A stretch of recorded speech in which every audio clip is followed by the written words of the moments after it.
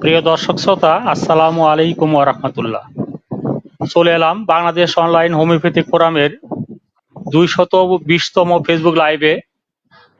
আপনারা বরাবরের মতো আজকেও আমাদের অতিথি হিসাবে আমাদের শ্রদ্ধেয় প্রধান উপদেষ্টা ডাক্তার মোহাম্মদ রোজুল ইসলাম ভূঁইয়া স্যার আমাদের সাথে সংযুক্ত আছেন।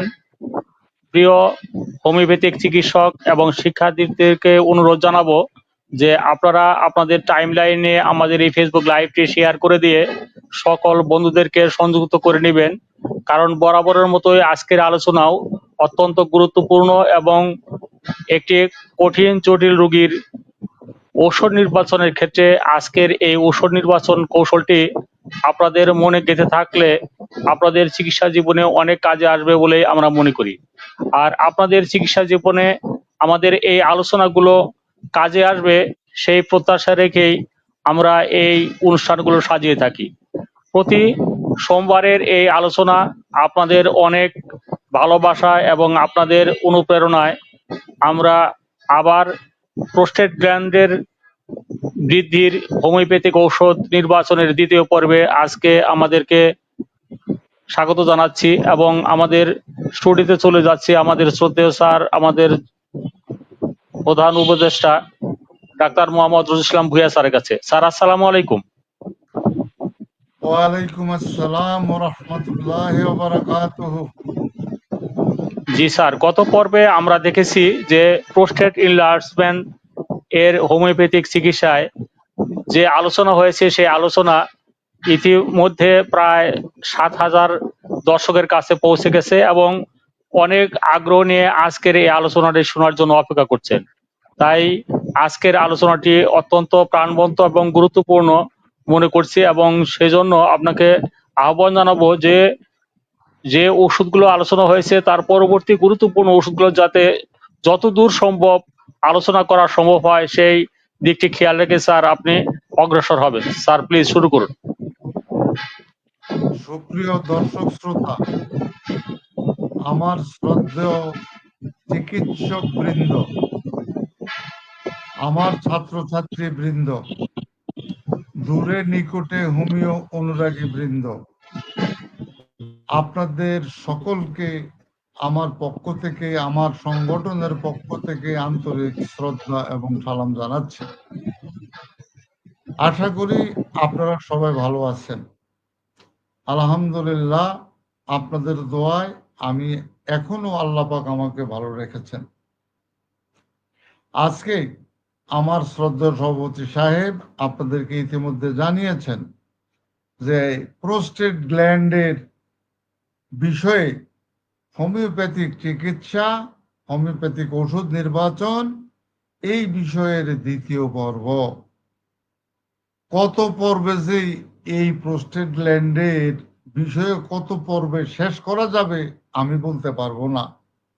তবে আমাদের যেহেতু সীমিত সময়, সেহেতু আমরা শুধুমাত্র কিছু ওষুধের উপর আলোচনা করে আপনাদেরকে একটা গাইডলাইন দিতে চেষ্টা করি, আর কিছু না।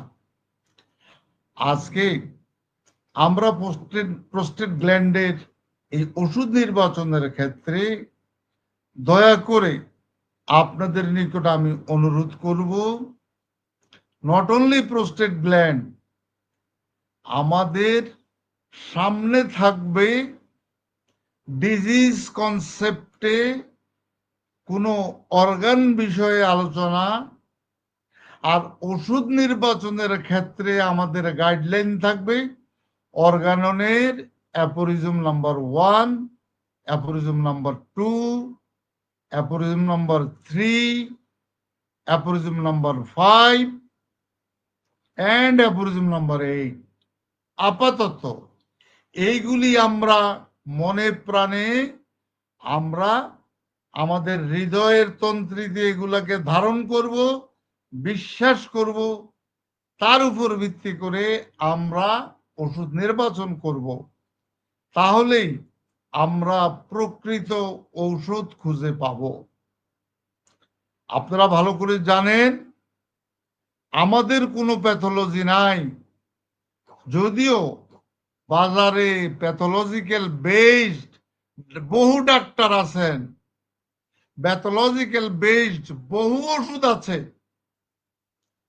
এই ওষুধগুলি অর্গাননের ভাষায় যদি ব্যবহার করেন, you may get the result for in 1 month, but ultimately এই ওষুধের ব্যবহারের কারণে the disease will be more and more dangerous, which will never which will never cure by the homeopathic medicine.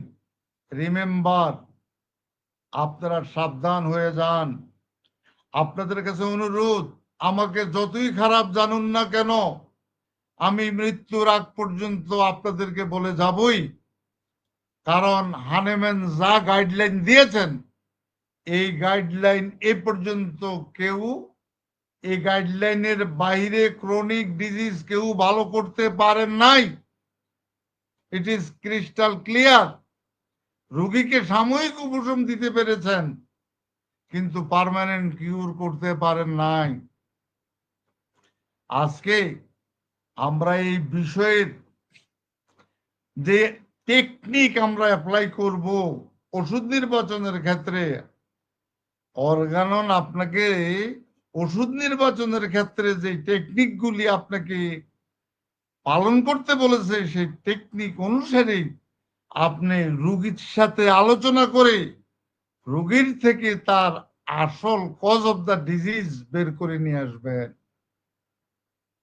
এবং সার্বজনীন লক্ষণগুলি বের করে নিয়ে আসলেই আপনি তখন অ্যাফোরিজম নম্বর 153 অনুসারে আপনি ওষুধ দিতে পারবেন, কারেক্ট মেডিসিন দিতে পারবেন। এখন আসেন, আমরা কোন টেকনিক অ্যাপ্লাই করে আজকে আমরা প্রথম ওষুধটা নির্বাচন করব, তাই আপনাদের সাথে আমি শেয়ার করতে চাই।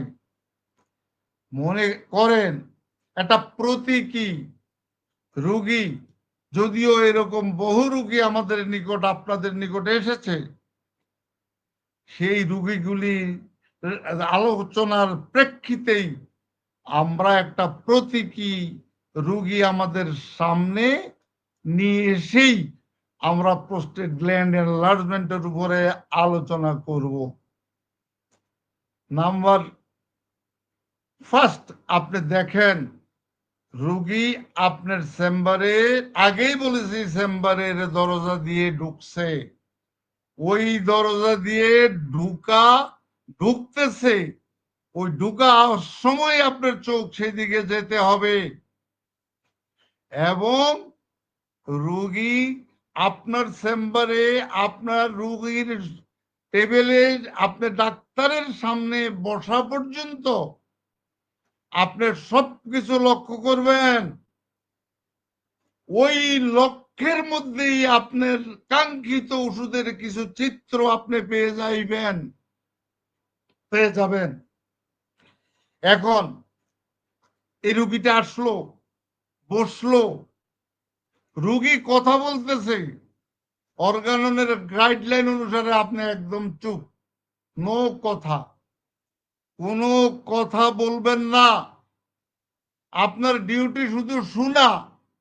সে যে ভাষায়, যে অঞ্চলে, সিলেটের ভাষায়, চট্টগ্রামের ভাষায়, নোয়াখালীর ভাষায়, যেই ভাষায় সে কথা বলুক না কেন, আপনার ডিউটি শুধু শোনা। আপনি রুগীকে কোনো বাধা দিতে পারবেন না। একটা সার্টেন পিরিয়ড পর্যন্ত আপনি রুগীর কথা শুনবেন, তাকে মাঝখানে ইন্টারাপ্ট করবেন না।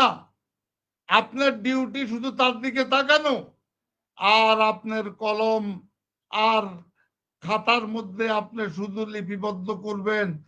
আপনি কম্পিউটারের মতো, আপনি টাইপ শর্ট হ্যান্ডের মতো আপনি শুধু লিখবেন একটা একটা করে। এইবার রুগীর কথা শেষ হওয়ার পর ততক্ষণে কিন্তু আপনার নিকট যে রুগী এসেছে, এই রুগীর অবজারভেশন আপনি কিছুটা হলেও লক্ষ্য করেছেন। ফার্স্ট আপনি কি দেখলেন?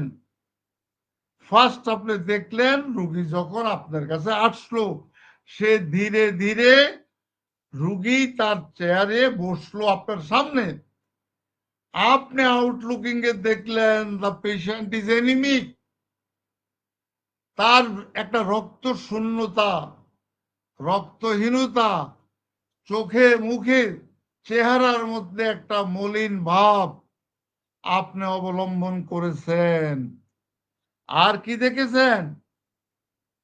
কি আপনার কাছে এখনো আপনি কথা বলেন নাই, আপনার কাছে মনে হচ্ছে রুগীটা অসুস্থতার কারণে তার লুকিংটা এল্ডারলি লুকিং। আপনি দেখতেছেন তার চেহারায় অবয়বে একটা বৃদ্ধের ছাপ আপনি লক্ষ্য করলেন। এবার আপনি কি দেখলেন? এবার আপনি দেখলেন রুগী চেম্বারের মধ্যে চারিদিকে, উপরে নিচে, ফ্যানের দিকে, আপনার চেয়ারের দিকে, আপনার চেম্বারের সাজগোজের দিকে সে কি করছে লক্ষ্য করতেছে, এইদিক সেদিক এভাবে তাকাচ্ছে, এই বারবার তাকাচ্ছে। আর দেখতেছেন রুগীর মনটা আরো ছোট হয়ে যাচ্ছে, এইটা আপনি লক্ষ্য করলেন। আর কি লক্ষ্য করলেন? এই ফাঁকে দিয়ে রুগী আপনাকে বলে বসলো, ডাক্তার সাহেব মনে কিছু নেবেন না, আপনার ভিজিট কত? এই কথা অনেকেই বলে।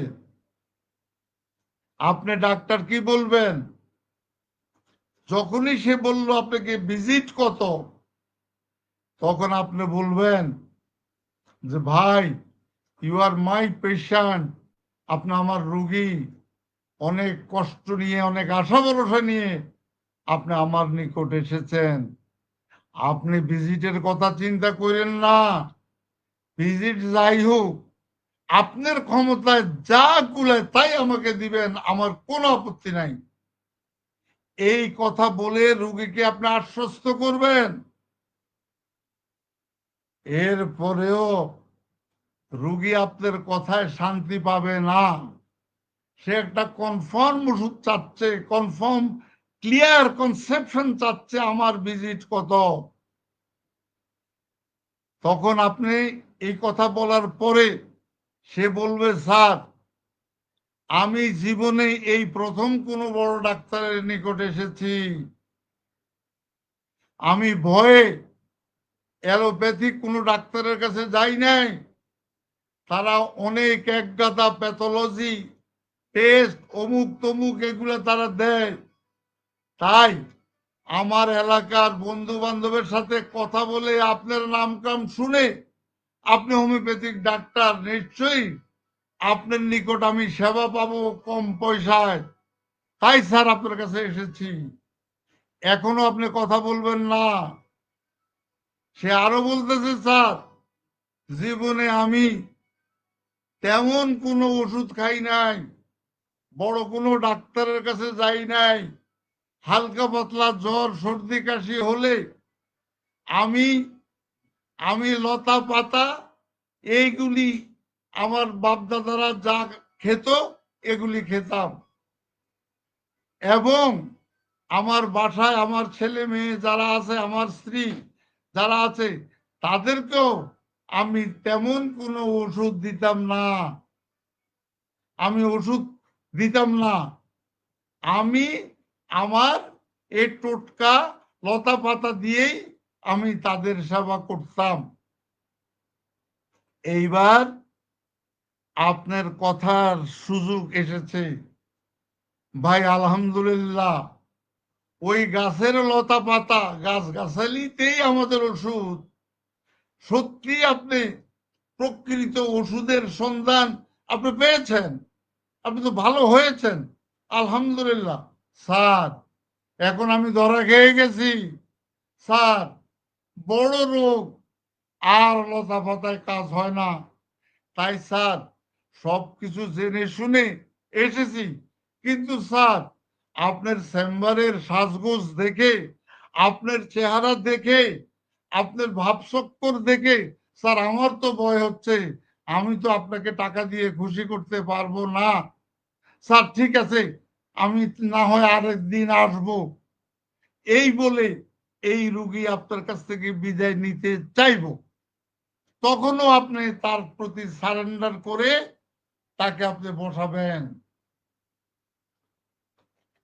এবার বসে, ভাই আপনাকে আমার আসছেনই যখন, চিকিৎসা করার সুযোগ দেন, আপনাকে কথা দিলাম আপনার পকেটে কোনো টাকা না থাকলে আমি নেব না, আর আপনার সাধ্যে যতটুকু দিতে পারেন দিয়েন, না দিতে পারলেও আমার কোনো দাবি দেওয়া নাই। এইবার রুগীটা একটু হাসলো, হেসে আপনাকে বলল, স্যার আমি আর আপনি আপনার কাছে আসলাম স্যার, আমার এখন সমস্যাটা হলো, এইবার কথা বলা শুরু করলেন, আপনার কষ্টটা কি আপনি বললেন। তখন রোগী বলবে, স্যার আমার তিনটা কষ্ট। একটা কষ্ট হলো স্যার আমার পেশাবের যন্ত্রণা, পেশাবের কষ্ট, পেশাবের জ্বালা পোড়া, ফোটায় ফোটায় প্রস্রাব, প্রস্রাবের কষ্ট, আগুন প্রস্রাব, জ্বালা পোড়া প্রস্রাব এবং চিকুন নালে প্রস্রাব, এই প্রস্রাব সংক্রান্ত জটিলতা। আর স্যার এক সময় প্রচুর খেতাম, এখন খেতে পারি না, পেটটা অল্প খেলেই পেটে গ্যাসে ভর্তি হয়ে যায়, এই অবস্থা। আর কি স্যার, বড় দুর্বল হয়ে গেছি, দিন দিন দুর্বল হয়ে যাচ্ছি। আচ্ছা, এই 2 নম্বর, 3 নম্বর কি? স্যার এখন আর যৌন চাহিদা খুব কম, স্যার আগ্রহটা প্রচুর, কিন্তু স্যার বিবির বকাঝকা খেতে হয়, এই অবস্থায় আমি এসেছি। ওকে ফাইন, কোনো অসুবিধা নাই, আপনার ইনশাল্লাহ by the grace of almighty Allah আপনার সব সমস্যা সমাধান করতে চেষ্টা করব। আচ্ছা ভাই, আপনার বয়সটা কত? এই বয়সটাও খুব পোলাইটলি জিজ্ঞাসা করবেন, অনেকে পছন্দ করে না। বলল, স্যার আমার এখন বয়স এই 43 থেকে 45 হতে পারে। তখনই আপনি আপনি লিখলেন, এই কথা বলার সাথে সাথে আপনি বুঝলেন যে বেসিক্যালি তার আউটলুকিং এ দি পেশেন্ট ইজ মেবি অ্যাবভ 60। এটা কিন্তু আপনি বলবেন না, এটা আপনি বুঝবেন অ্যাবভ 60, কিন্তু তার অরিজিনাল বয়স হলো 43 থেকে 45। রোগ যন্ত্রণার থেকে সে আজকে এই পর্যায়ে। আচ্ছা ঠিক আছে, যে ভাই আপনি কি কাজ করেন?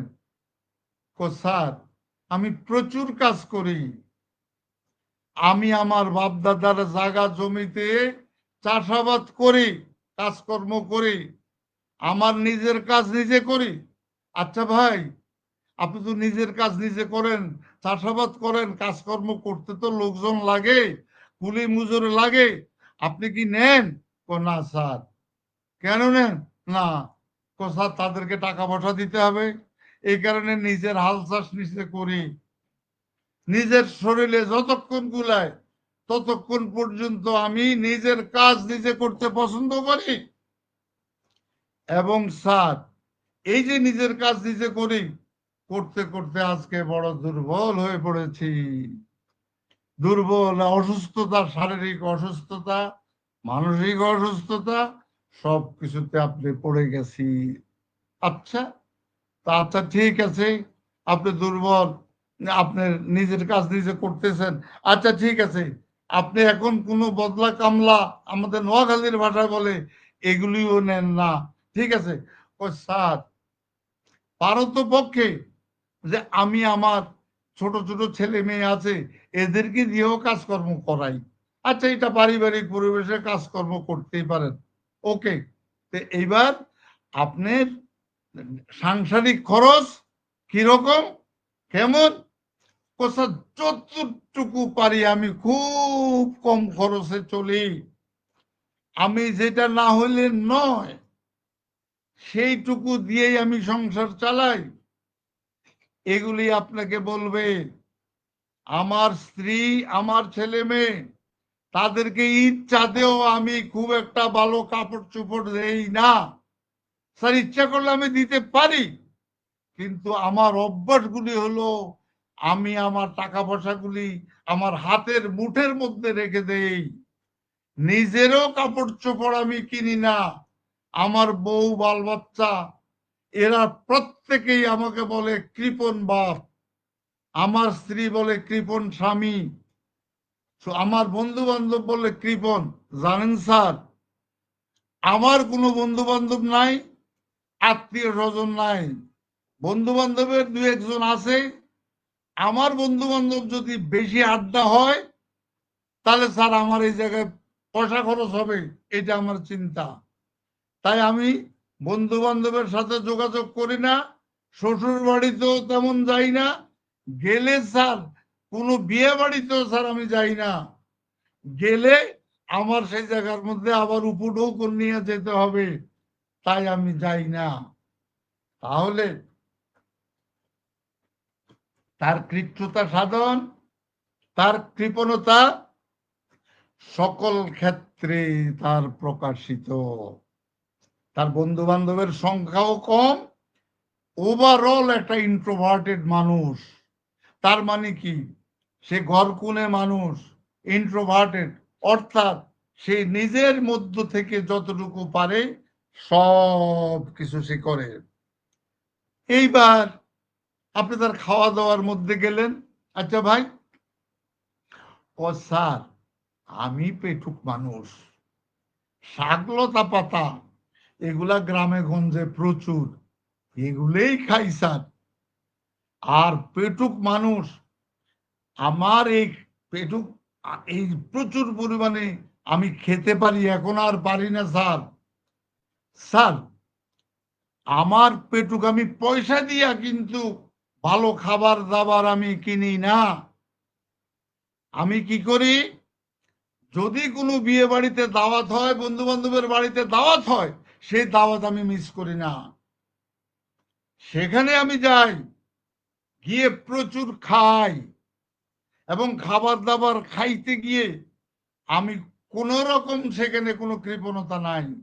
প্রচুর আমার গলা পর্যন্ত যতটুকু প্রয়োজন অতটুকু খাই, এবং অন্যের দিকে তাকাই, অন্যের প্লেটের দিকে তাকাই, অন্যের খাবারের দিকে তাকাই, তার থেকে আমার টুকরাটা বড় কিনা সেটাও আমি লক্ষ্য করি।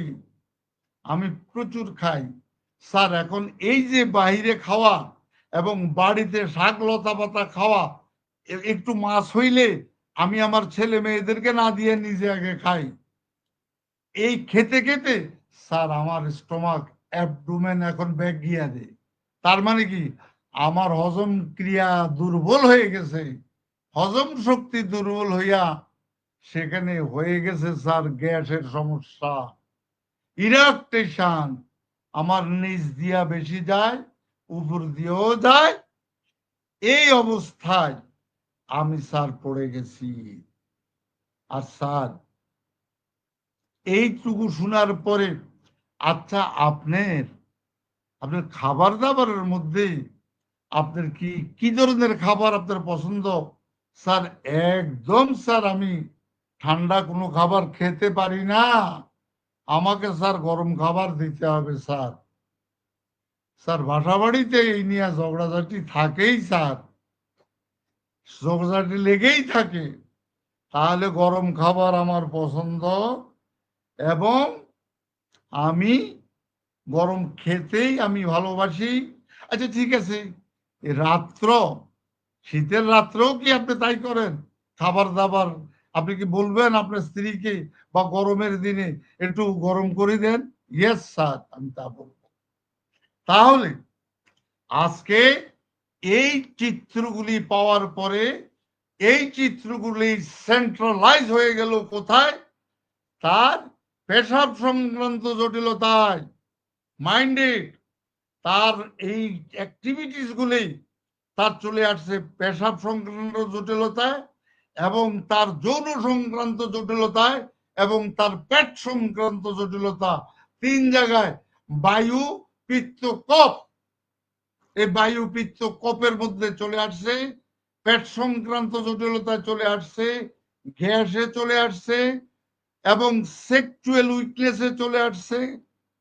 এবং এক সময় আমি ছিলাম নিম্ফোমেনিয়া, আজকে হয়ে গেছি ইম্পর্টেন্ট। নিম্ফোমেনিক ছিলাম, আজকে ইম্পর্টেন্ট হয়ে গেছি। এখন স্যার বাধ্য হইয়া আমার স্ত্রীর সারা ভাই বোনেরা আমারে জোর করে ডাক্তারের কাছে নিয়া, তারা আমি যাব না, আমার টাকা নাই, টাকা থাকলেও আমি দেব না। তারা সেখানে পরীক্ষা করে দেখে যে আমার প্রোস্টেট, এটা কি বলে আমি চিনি না, এটা নাকি বড় হয়ে গেছে। দুই ডাক্তার বলেছে এটা অপারেশন করণ লাগবো, অপারেশন করলে এইটা না করলে আমি মরবো, আমি অপারেশনে যাব না, সেখানে আমার টাকা লাগবে, পয়সা লাগবে। এই অবস্থায় আমি অপারেশন বাদ দিয়ে আপনার কাছে চলে আসছি। স্যার আমাকে বাঁচতে দিন। আমি উত্তর দিলাম, ডাক্তার ধন্যবাদ, আপনি এসেছেন, আলহামদুলিল্লাহ, আপনি ভালো হয়ে যাবেন। আপন মনে রোগীর থেকে কথাগুলি আপনি আদায় করে নিলেন টেকনিক অ্যাপ্লাই করে। আজকে তার প্রস্রাবের জটিলতা, চিকন নালে প্রস্রাব, ফোটায় ফোটায় প্রস্রাব, পট করে আপনি একটু জিজ্ঞাসা করে বসলেন, ভাইয়া আপনার প্রস্রাবের তো কষ্ট হয়, বুঝলাম, আচ্ছা প্রস্রাবের রংটা কেমন? আর বলেন না স্যার, মনে হয় যেন রক্ত প্রস্রাব। তার মানে কোসার ইটের রং ব্রিক লাইক প্রস্রাব, মাঝে মাঝে আবার সাদা প্রস্রাব। আপনার কোমরে কোনো ব্যথা ট্যাথা আছে?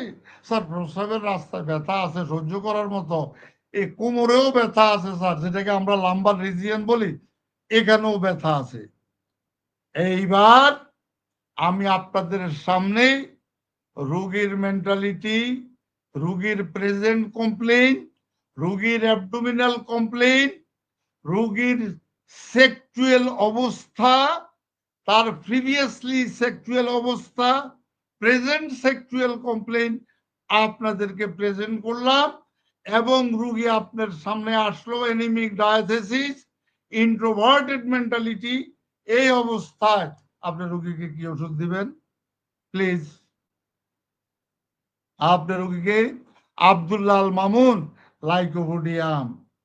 বেশ, আব্দুল্লাহ আল মামুন, ধন্যবাদ বাবা তোমাকে। হৃদাংশু শেখর হলদার, এই বাবজানে লাইকোপোডিয়াম, এই বাবজানে লাইকোপোডিয়াম।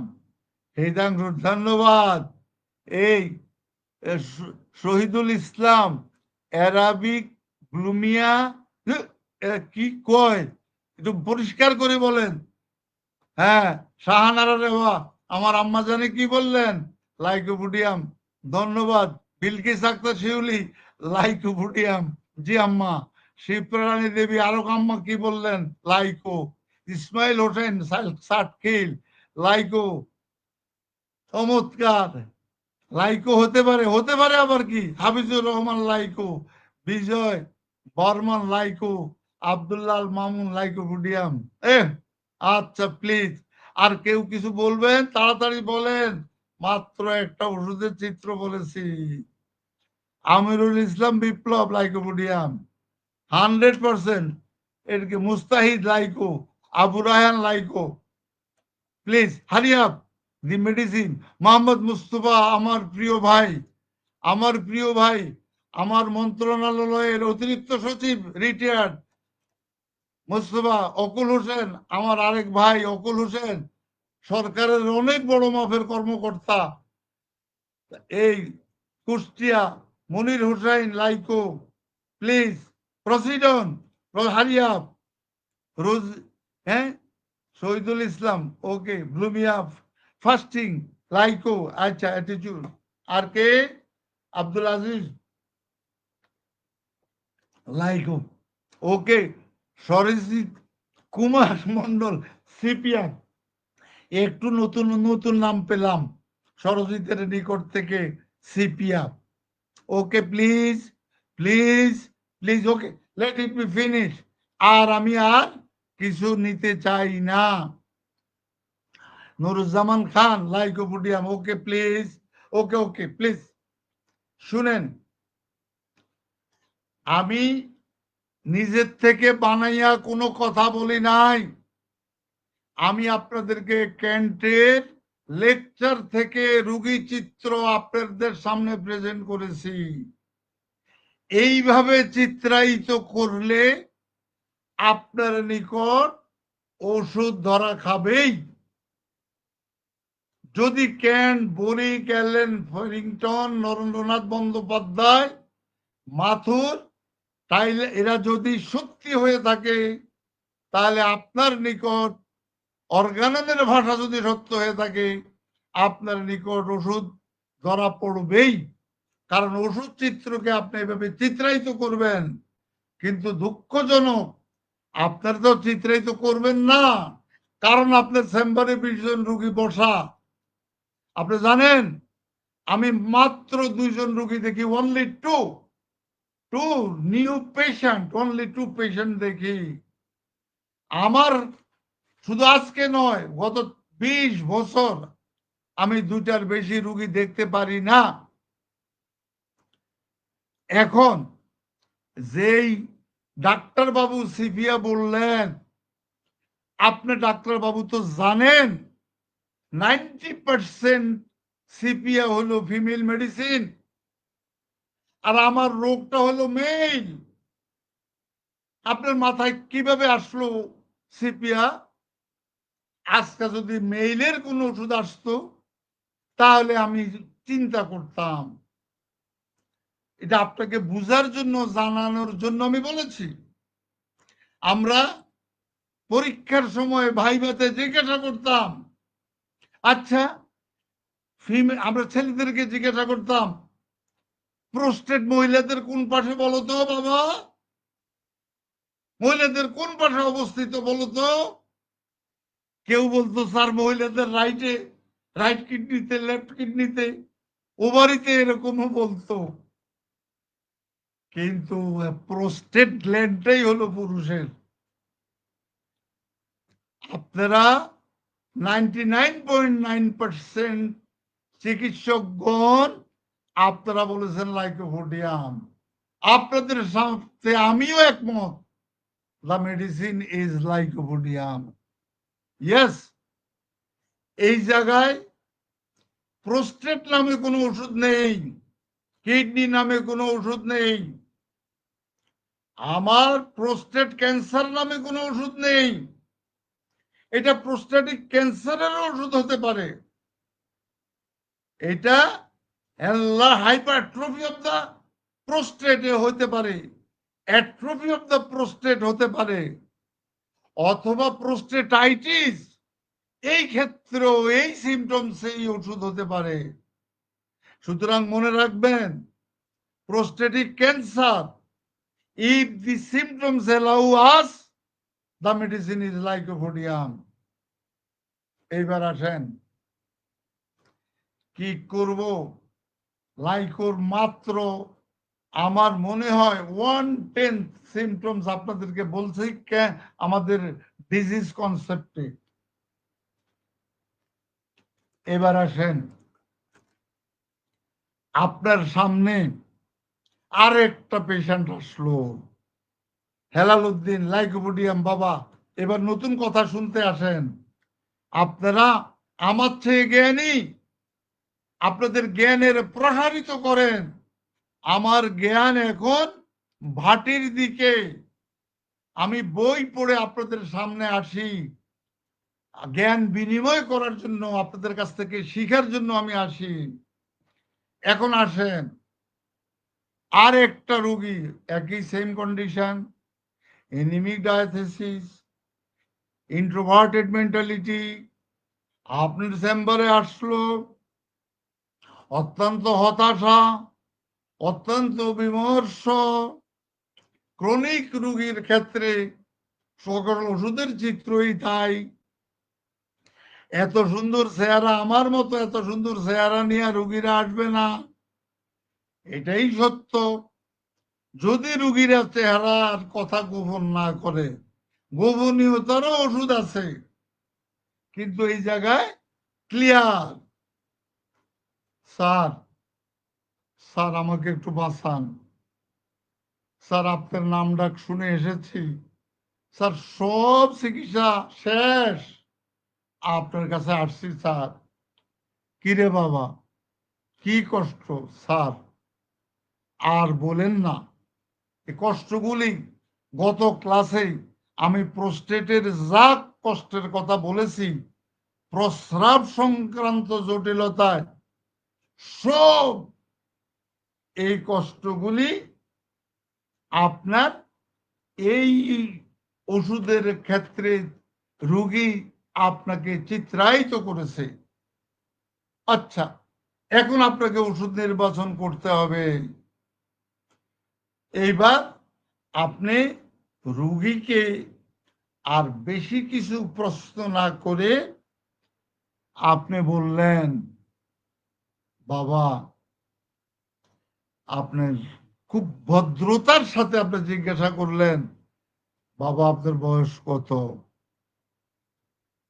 হয়তো রোগী বলবে, স্যার 48 থেকে 50 বছর হবে। আপনার এই কষ্ট? স্যার আমার এই কষ্টটা স্যার বিগত 8-10 বছর যাবৎ। তাই নাকি? কয় হ্যাঁ।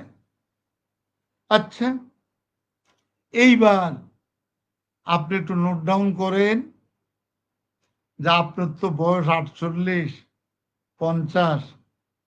আচ্ছা, আপনার ছেলে সন্তান? স্যার আমার ছেলে সন্তান একজন, তাও স্যার এই বছর 4 আগে হয়েছে। এখন স্যার ছেলে নিয়ে রাস্তায় হাঁটতে পারে না, লোকজন বলে আমার নাতি। এই অবস্থায় স্যার এটা আমার বড় মনে কষ্ট। আচ্ছা, আচ্ছা আপনার বিবাহিত জীবন? স্যার দুঃখের কথা বলবো কি, আমার লেট ম্যারেজ। তার মানে স্যার 38, 39, 40 বছর বয়সে আমি বিয়ে করেছি। তাহলে এই যে 38, 39, 40 বছর এই বিয়ে করার, এত দেরিতে বিয়ে করার কারণটা কি?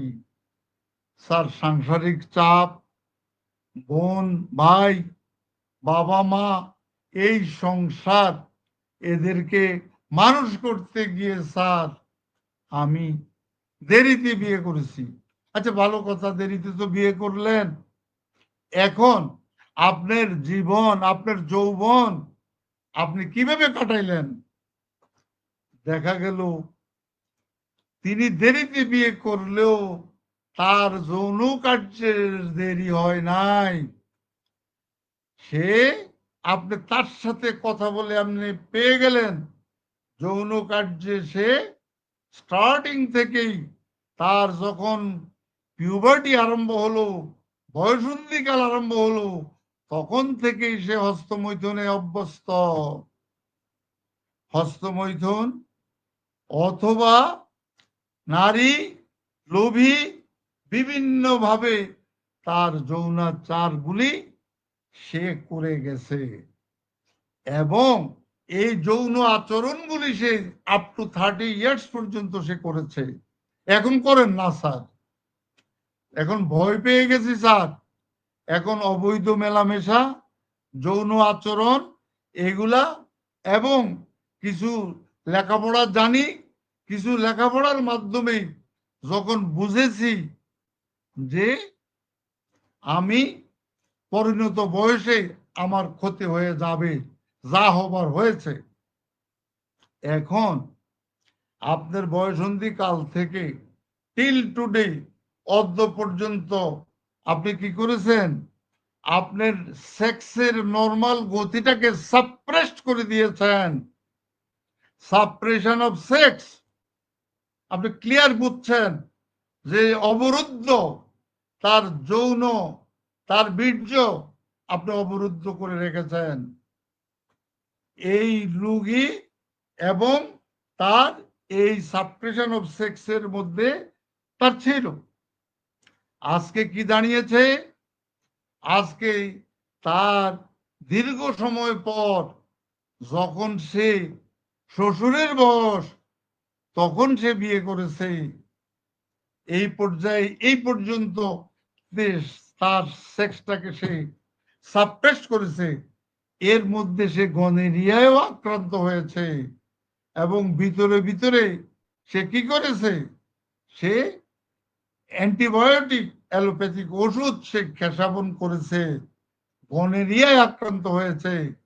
পেশাবের সংক্রান্ত জটিলতার কারণে এখন পরীক্ষা নিরীক্ষা যন্ত্রের মাধ্যমে পরীক্ষা নিরীক্ষায় দেখা গিয়েছে তার it's maybe enlargement of prostate or maybe atrophy of the prostate অথবা প্রোস্টেটাইটিস অথবা প্রোস্টেটিক ক্যান্সার।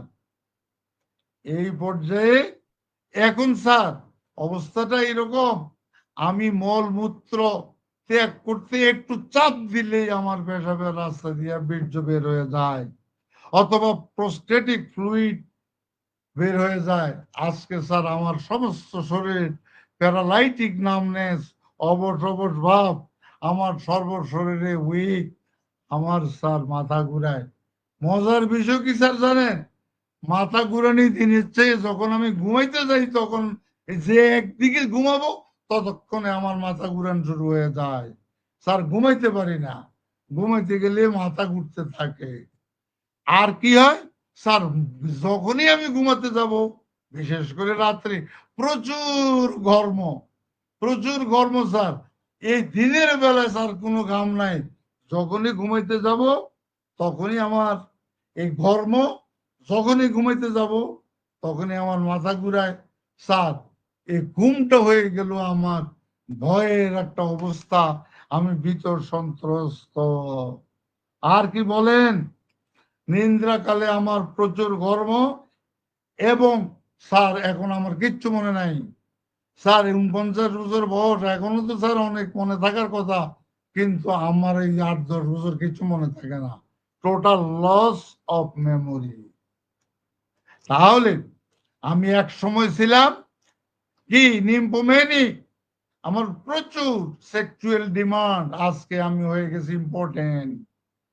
আচ্ছা আচ্ছা, আপনার ইয়ে কেমন, পিপাসা কেমন, দু চারটা কথা, আরো হাজার কথা আমাকে বলতে হবে, কিন্তু আমাকে বেঁধে দিয়েছেন প্রোস্টেট এনলার্জমেন্ট। শুধু আমি পিপাসার কথা জিজ্ঞাসা করতে গিয়ে বলে যে স্যার আমার পিপাসাহীন। আর খাবার দাবার স্যার লবণটা বড় প্রিয়, আমি লবণ পছন্দ করি। এখন যন্ত্রে বলে sir CA of the prostate, তার মানে ক্যান্সার অফ দ্য প্রোস্টেট। আচ্ছা পেশাব স্যার, পেশাব তো সিকুনালে হয়, কিন্তু স্যার আমি শুয়ে থাকলে আমার পেশাব হয় না, দাঁড়াইয়ে আমার পেশাব করতে হয়, না দাঁড়াইলে আমার পেশাব হয় না। এই টেকনিক গুলি আপনারা অ্যাপ্লাই করবেন, রোগীর সাথে বন্ধুর মতো আচরণ করে, তার সাথে বন্ধুত্ব। আজকাল ডাক্তাররা কি করে, পয়সা বেশি আদায় করার জন্য রোগ ছোট্ট রোগটাকে এক্সপ্রেস করে বিরাট করে, তার কাছ থেকে আদায় করে নেয় অনেক টাকা। রিমেম্বার আপনার সেবক অ্যাপোরিজম নাম্বার 1 অনুসারে আপনি কিন্তু তাই যদি করেন তাহলে আপনি আপনার বিবেককে ফাঁকি দিলেন, আপনার মহান সৃষ্টিকর্তাকে আপনি ফাঁকি দিলেন, আপনি হানেম্যানের আদর্শকে আপনি ফাঁকি দিলেন। এতক্ষণ যা বলেছি এর উপর ভিত্তি করে আপনারা কি ওষুধ দিবেন, প্লিজ প্লিজ একটু বলেন কি ওষুধ দিবেন। হ্যাঁ, মুন্নি আক্তার, চমৎকার, কোনিয়াম বলতে থাকেন, মুন্নি আক্তার, কোনিয়াম। আর কে কি বললেন বলেন, সিদ্দিক, এইচডি হায়দার, বোধহয় কাস্টিকাম, কাস্টিকাম। আচ্ছা মুন্নি বলল, আর আরেকজনে বললেন causticum. Please proceed on, proceed on, proceed on. Rozina Mahmud, কোত্থেকে রে মা, কোনিয়াম। ওকে ওকে ফাইন, আর একটু বলে যান, বলে যান, বলে যান, একটু প্লিজ বলেন। রাগ করেন না, বলেন, ভুল হইতে পারে। আব্দুল্লাহ আল মামুন, যে always positive, always present in our program, conium, thanks বাবা। Abdullah Al Mamun, Nuruzzaman Khan, conium, okay. Nuruzzaman, okay. তোমরাই তো আগামী দিনের হোমিওপ্যাথির সূর্য সৈনিক। হোমিওপ্যাথির পতাকা তোমরাই উত্তোলন করবা ইনশাল্লাহ। মহিবুল্লাহ খান ভুট্টু, মাশাআল্লাহ স্যার, এখনো আগের মতো ধারালো আলোচনা। ধন্যবাদ বাবা, তোমাদের দোয়া চাই, মৃত্যু পর্যন্ত তোমাদের সাথে থাকতে চাই বাবা, মরতে চাই না। বলো আর কে কি বললে বা, বলে যাও তাড়াতাড়ি, তাড়াতাড়ি বলো। তোমরা কোথায় লুকিয়ে গেলা? রাজেক আলী, আমার প্রিয়, ফ্রম ইন্ডিয়া থেকে, কোনিয়াম, সেই সুদূর ইন্ডিয়া থেকে বাবা তুমি বলেছো কোনিয়াম, বাবা তোমাকে ধন্যবাদ। Rakesh Ali, Rehana Akter Parvin, conium, okay fine. আর কে কিছু বলবেন বলে যান। রেহানা আক্তার, ওকে। আমরা আর বেশি সময় নিব না, আর 1 মিনিট। ধন্যবাদ স্যার, ওকে। ধন্যবাদ রোজিনা মাহমুদ, প্লিজ, ওকে। ওকে, আর আমি কারো নিতে পাচ্ছি না। আমি ভেবেছিলাম আপনারা অনেকে আওয়াজ করবেন, অনেকে কথা বলবেন, কারণ আমি রোগী চিত্র যেইভাবে আপনাদের সামনে, আলহামদুলিল্লাহ স্যার, আমাদের অভিভাবক, আমি আপনাদের ছাত্র থাকতে চাই, আমার আমৃত্যু ছাত্র হিসেবে থাকতে চাই, প্লিজ। আমি, ইয়েস, শামসুন নাহার, আম্মা জানি বাচ্চা কার? শামসুন নাহারের 2 বাচ্চা নাকি? Conium, okay please.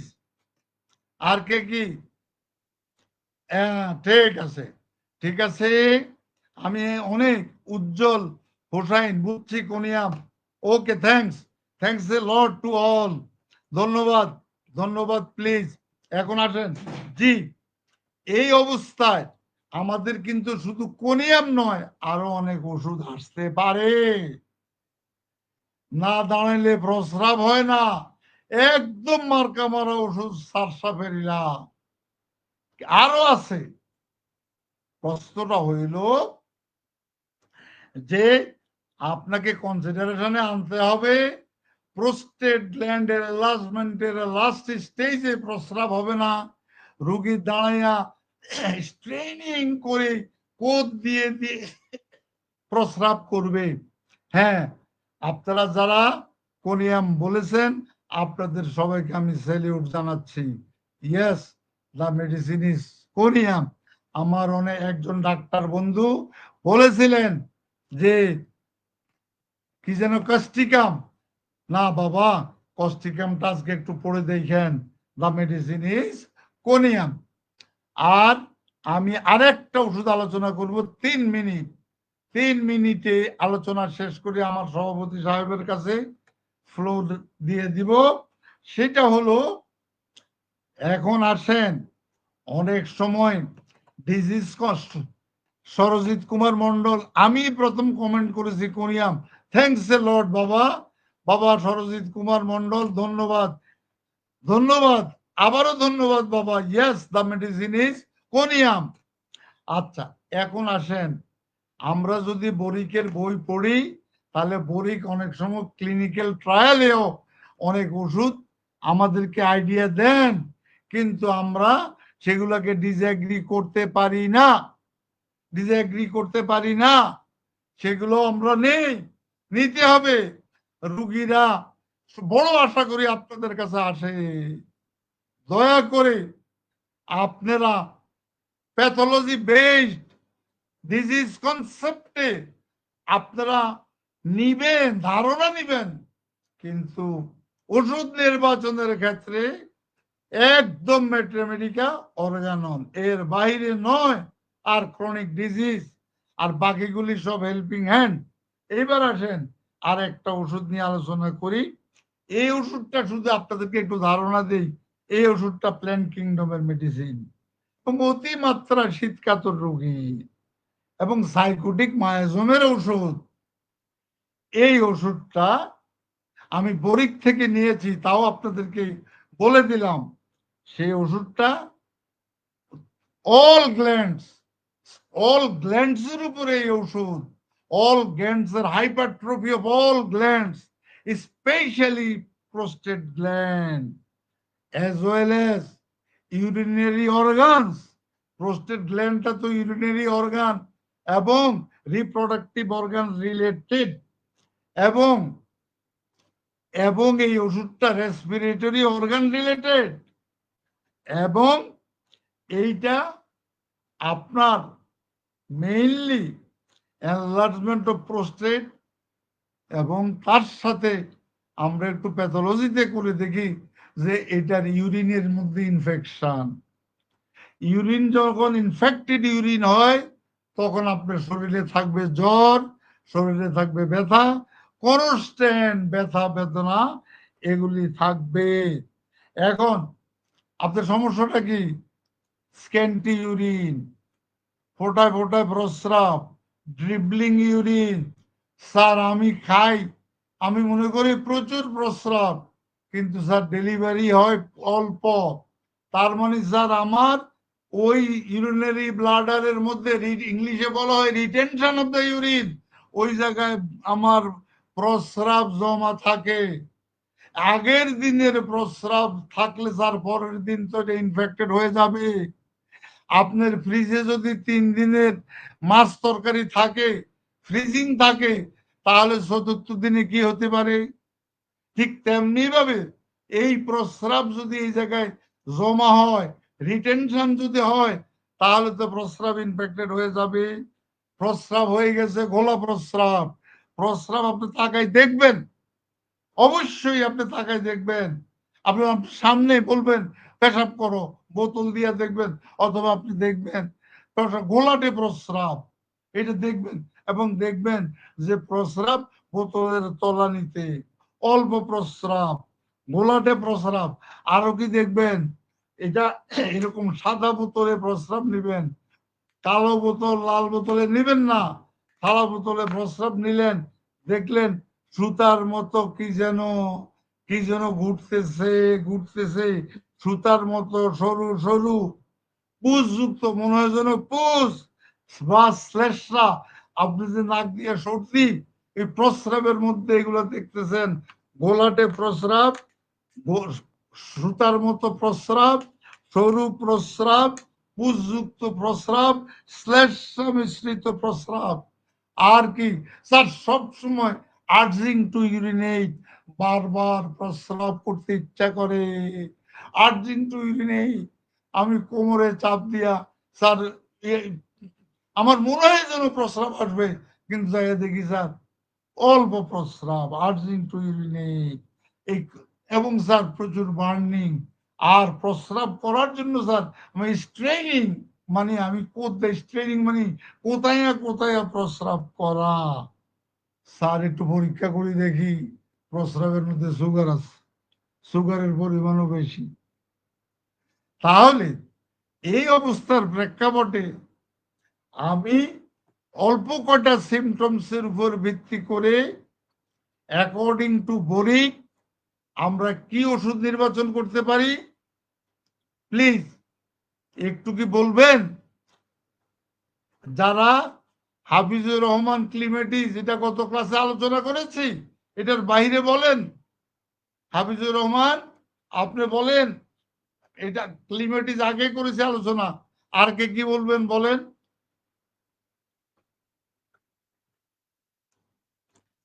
আপনাদেরকে নিত্য নতুন নতুন নতুন ওষুধও আপনাদেরকে শিখতে হবে, রোগীকে ভালো করতেই হবে, এই কমিটমেন্ট আপনাকে অ্যাপ্রিজম নাম্বার 1-এ বলে দিয়েছে।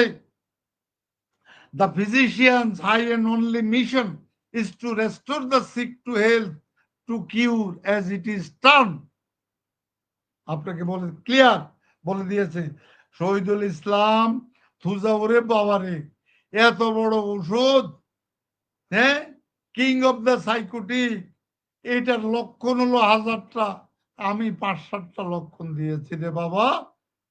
তারপরেও কিছু লক্ষণ যে থুজার নাই তা নয়, আছে। আর কে কি বলবেন বলেন?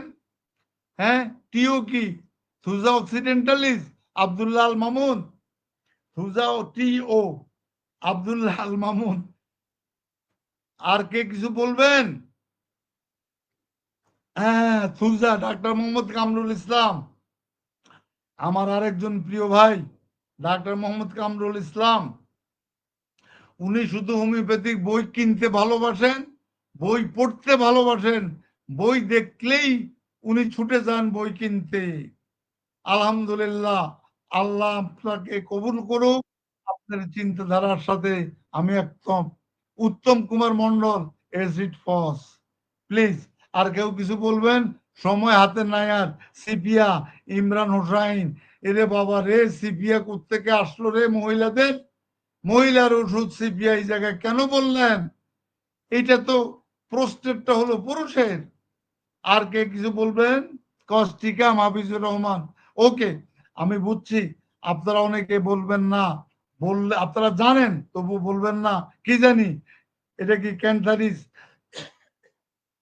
ওকে মা, কিছু ক্যান্সারিসের লক্ষণ আছে, বাট ক্যান্সারিসের মেইন লক্ষণগুলি নাই জায়গার মধ্যে। The medicine is Chimaphila, the medicine is Chimaphila umbellata. আজকে যাইয়া বরিক দেখবেন, the medicine is Chimaphila umbellata. আপনাদেরকে অশেষ অশেষ ধন্যবাদ। আপনারা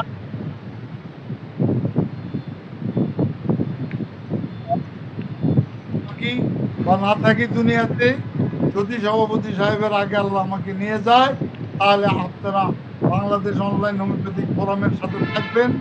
আমার এই প্রাণপ্রিয় ভাই, আমাদের শ্রদ্ধেয় সভাপতি ডাক্তার ইয়াকুব আলী সরকার, ওনাকে ফলো করবেন।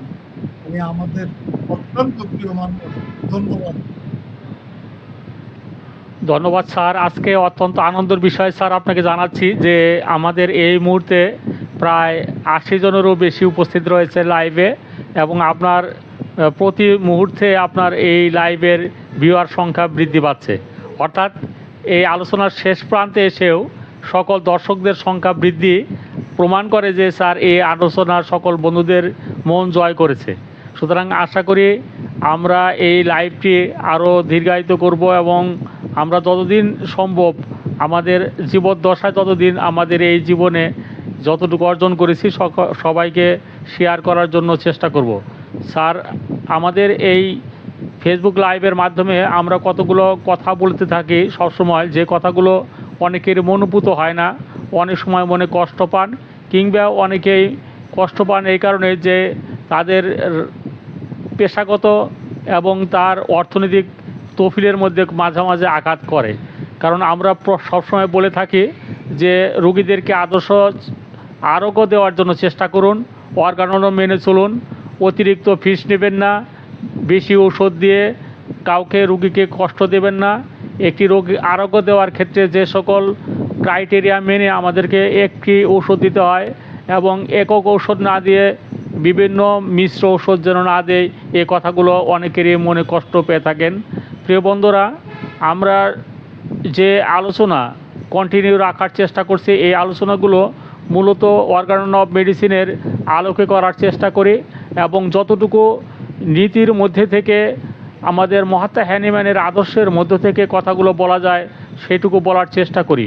অনেকেই কষ্ট পেলেও আমাদের এই কথাগুলো চালিয়ে যাওয়া প্রয়োজন মনে করছে, এই কারণে যে বর্তমান যুগে অনেক প্রতারক ডাক্তারই রয়েছেন হোমিওপ্যাথিক চিকিৎসার নামে আমাদের মহাত্মা হ্যানিম্যানের আদর্শকে বিক্রি করে অনেকেই প্রতারণা করার চেষ্টা করেন। সেই জন্য আমরা সবসময় সোচ্চার থাকি এবং কথাগুলো বলার চেষ্টা করি।